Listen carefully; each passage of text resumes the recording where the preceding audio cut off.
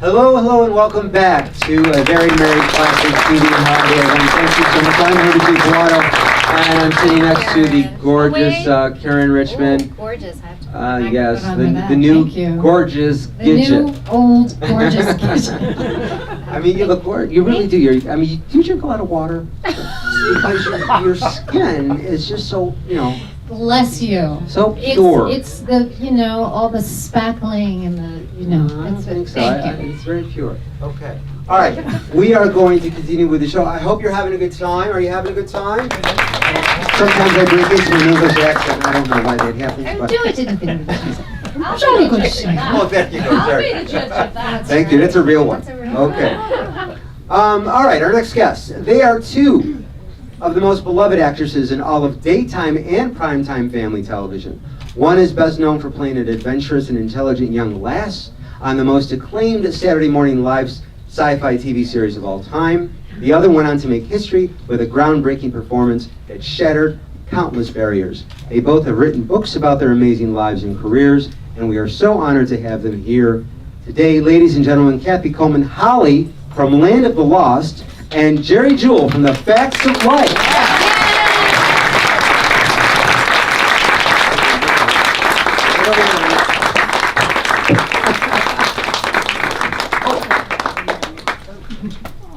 Sweetheart, how are you? Come and sit down. Have a seat. Merry Christmas, Happy Holidays. Happy Festivus, right? Happy Festivus. That makes everybody happy. All right. Why don't you just have a seat right here? Move down. Move down. Can you move down a little bit? Nice to meet you. Geri, move down one more. Okay, Karen, get to move down. Oh, You can move down. so not. Geri, you move down. And then you do move right over there. Here, take this. But I want to sit in that chair. Look, we're so Take the color chair with you. coordinated. Okay, Kathy Coleman and Geri Jewell, let's have a nice hand again. Now, both of your shows were on NBC at different times in the decades and also during the day. So what was your experience, Geri, of having this monumental... First of all, explain who your character was on the show, on Facts of Life, how you came onto the show, and what that character meant to so many people.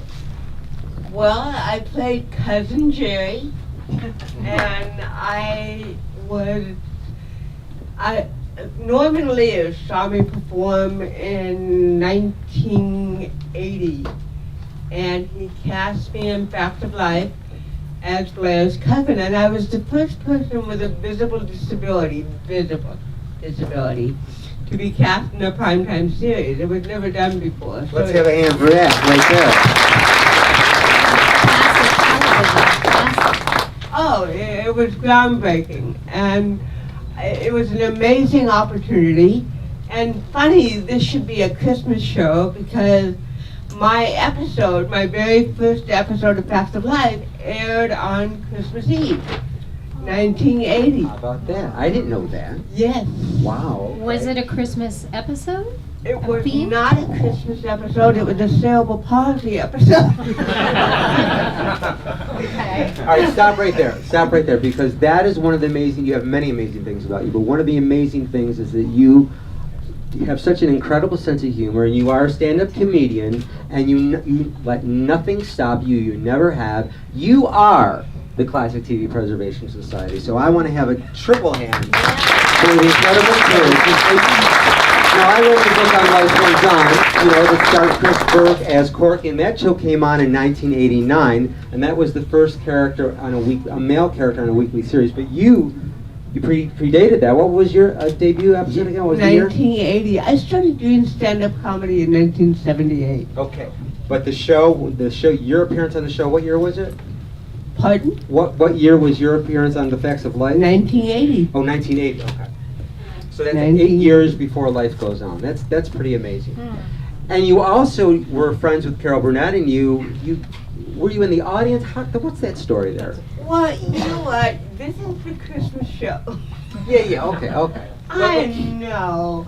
But I love that Carol Burnett But I story. have such a lovely Christmas story. Okay, tell me this. And it's about your favorite show, Bewitched. Oh, well then we have to then we have to go. hear that. All right, everybody. No, seriously. I grew up on television, and one of the reasons I went into television is because when I was a little kid, I was bused far away to school in special ed, and I didn't have really good social skills. And kids in my neighborhood who didn't have disabilities, a lot of them bullied me and made fun of me and mimicked my movements. And my escape from that was to run in the house and watch TV. And that became my energy. And I loved Bewitched. That was one of my favorite shows. And I was so overprotected as a kid in some ways that I believed everything I saw on Bewitched. I believed that Darren could be turned into a donkey. And my parents never corrected that belief. And when I was a little kid, I believed in a Santa Claus. I believed in Santa Claus until I was 18 years old. It's a little late, I know. And I have to tell you that it was a magical event. Bewitched got me to believe in magic.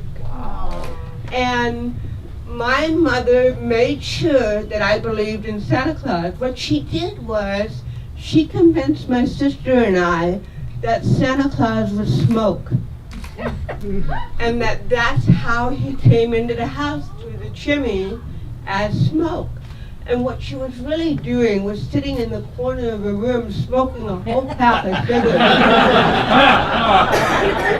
And a fan blowing it near the fireplace. And then she would stop the camera and put another gift under the tree magically. So I saw that Super 8 film and I thought, oh my God, Santa Claus is smoke. So, Or a genie. yes, and television, the fantasy world of television created my world. And so it isn't a surprise to me that when I finally graduated from high school, I went to college for 3 years, I decided, no, this is not for me. I need to be in television. This was my salvation. So it's no surprise to me that I went that direction. And the fact that my first episode aired on Christmas Eve was another magical event. Amazing. Thank you so much for sharing. I'm glad you stopped me so we could talk about That's a that. good story. Now, Kathy, your series was a fantasy series as well, sci-fi fantasy Right. series. But it was so wonderfully written. What made it great? What made it stand out from other live children's Saturday morning shows at the time? Or ever? Well, our head writer was David Gerald, who was was a writer for Star Trek, and a lot of our writers were Star Trek writers as well. And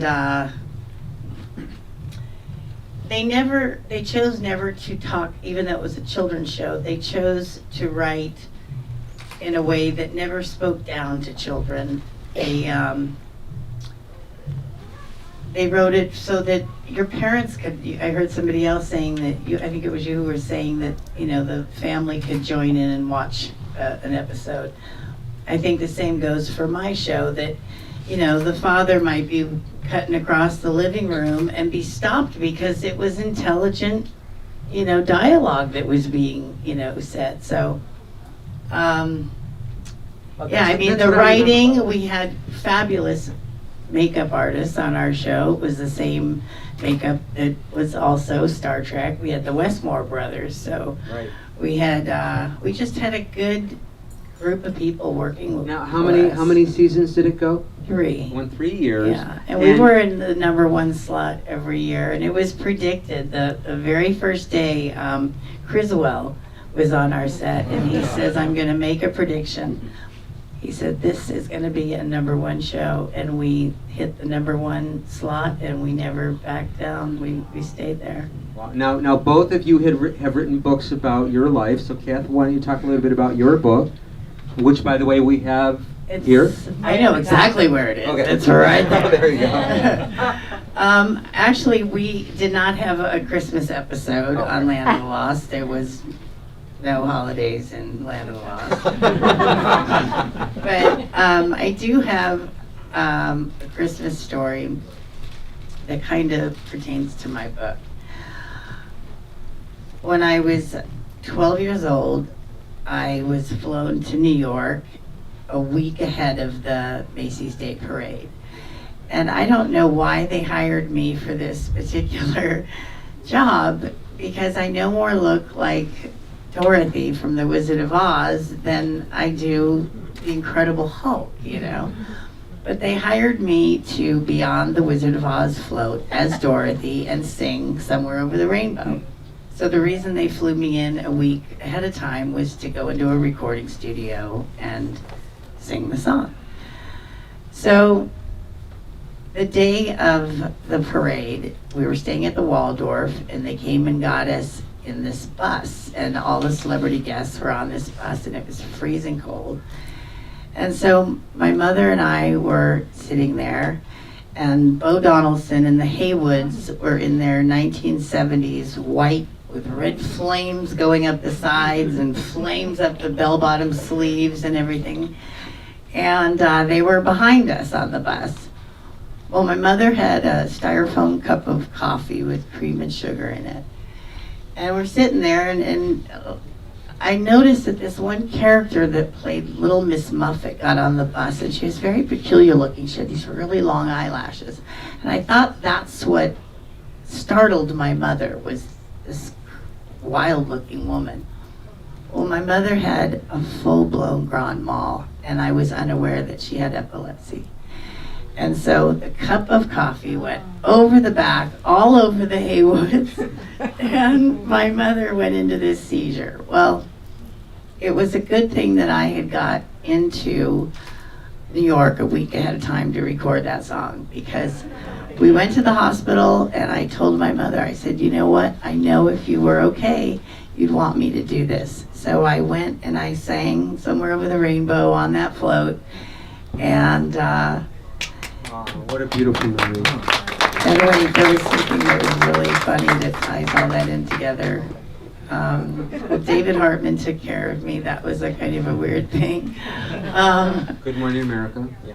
But yeah, so it was, you know, she turned, everything's okay with her. I mean, after that she was fine. But, oh, I know what it was. Jesus, what the hell's the matter with me? Welcome to the Christmas show. Here's how I wrap this whole thing up. Okay. The ghostwriter on my book said that it was a Thanksgiving day, and he was stuck at home, and so he decided that he was going to watch the Macy's Day Parade. So he flips on the TV, and he said marching bands were going by and the big balloons, and he thought it was pretty boring. But he said all of a sudden, the next person coming in the float was me. And he was 12 years old at the time. And he said, isn't it amazing all these years later that I watched you on that? Never knew what was going on with me and my mother, of course.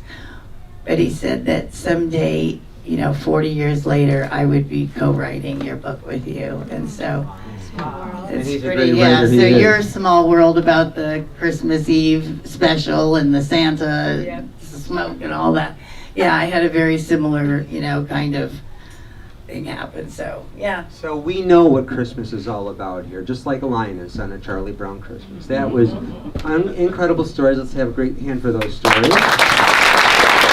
Now, your book is available all over. Anybody can call Barnes & Noble or dial or go online with Yeah, Barnes & it's Noble. on Amazon. I also have some autographed copies on eBay. It's in Barnes & Noble, and I just signed with Melissa. Oh, you did? Yeah, Oh, so okay. I now have a literary agent who's gonna Yeah, we shop know the same for agent. me. Okay. Yeah. so- Wow. And now this is monumental. It's on tape, and we're going to erase it after. Yeah. Okay. All right. Geri, now let's talk about your book a little bit. My book is called I'm Walking as Straight as I Can. Yes. And it's up. It's back here too. Where is it? There it is. Right behind you. Ah. Okay. Well, Oh, there it is. it's right over here. Okay. And when did that come out? It came, I don't know what it is about holidays, but it was published on April Fool's Day. 2011. Now, you should have saved that for the show. That's the spring show. All right, well, and you will sign copies for that tonight as well. I mean, you will have, Yeah. okay. Yeah. Well, thank you so much, Geri. Jewell, thank you so much for being here. Coleman. We'll be right back with our next guest, Land of the Lost Icon, Back to the Life Icon. Gorgeous. Thank you.